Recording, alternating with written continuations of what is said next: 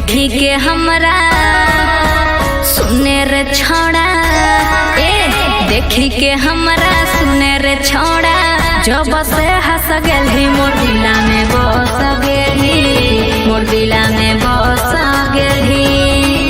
अरे देखी के हमरा सुने रे छोड़ा, जब से हंस गेली मोर दिला में बस गेली, मोर दिला में बस गेली।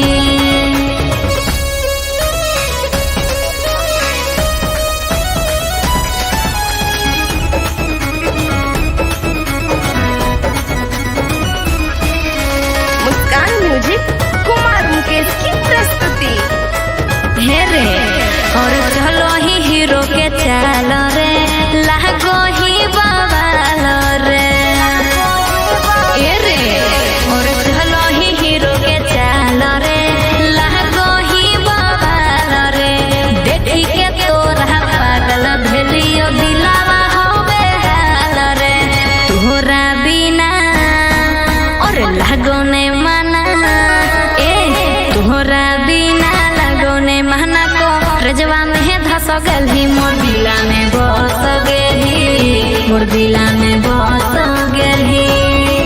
अरे देखी के हमरा सुने रे छोड़ा, जब से हंस गेली मोर दिला में बस गेली, मोर दिला में बस गेली।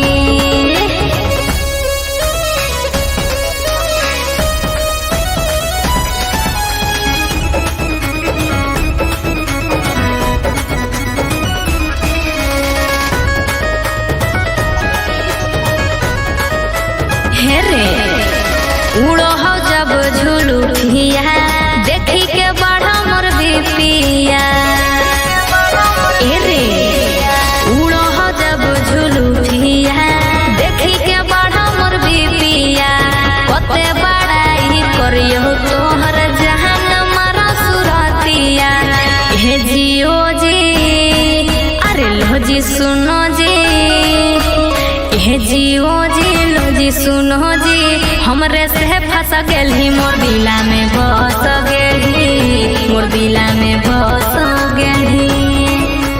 देखी के हमरा सुने रे छोड़ा, जब से हंस गेली मोर दिला में बस गेली।